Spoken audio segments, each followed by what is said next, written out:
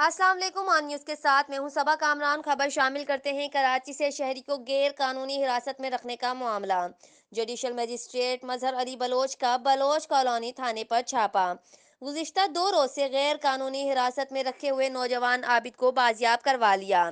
Judicial magistrate Mazhar Ali Baloch نے S H O Baloch colony کو پیر کے روز ذاتی حیثیت میں طلب کر لیا۔ ایڈوکیٹ سید جعفر عباس جعفری کی درخواست پر ڈسٹرکٹ کے حکم پر کارروائی کی گئی۔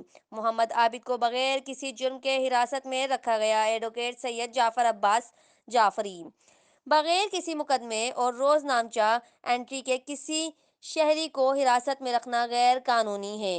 رپورٹ کر رہے ہیں کرائم رپورٹر عمیر اشفاق، آن نیوز کراچی۔ لائک کریں، کمنٹ کریں، شیئر کریں اور بیل آئیکن کو پریس کرنا مت بھولیں۔ دیکھتے رہیے آن نیوز۔